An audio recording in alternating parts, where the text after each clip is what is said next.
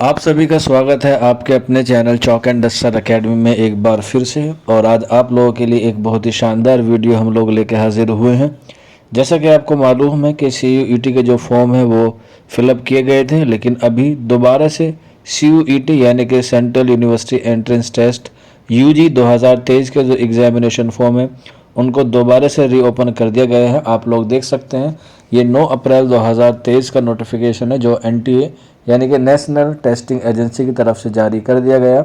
इसमें UG बच्चों के जो एग्ज़ाम फॉर्म थे उनको दोबारा से रीओपन कर दिया गया है। अब वो रीओपन जो है वो कितने दिन तक होंगे, क्या टाइमिंग होगी, कब तक आप जो है वो फ़ीस को अपडेट कर सकते हैं, सारी इन्फॉर्मेशन आपको आज की वीडियो में मिलने वाली है। तो आप लोग इस वीडियो को जो है वो बड़े इत्मीनान से देखें।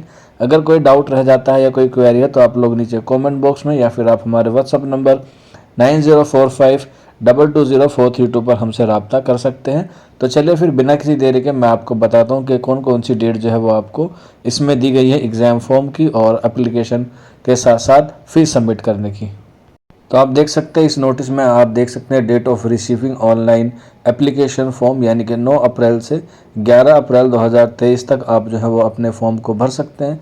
3 दिन आपको इसमें जो है वो दिए गए हैं और इसकी जो लास्ट डेट है एप्लीकेशन फॉर्म को एक्सेप्ट करने की बाय NTA वो 11 अप्रैल 2023 है। और इसकी जो टाइमिंग है रात को 11:59 पे जो है वो आप इसके रजिस्ट्रेशन या एप्लीकेशन फॉर्म को सबमिट कर सकते हैं।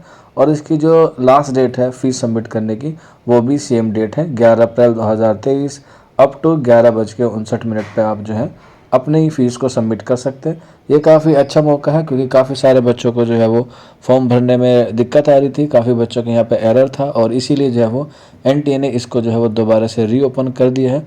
आप लोग जो है वो अपने PC से, साइबर कैफ़े से या आप अपने मोबाइल से भी इस फॉर्म को भर सकते हैं। ये एक छोटी सी वीडियो थी, उम्मीद है आपको पसंद आई होगी। शुक्रिया।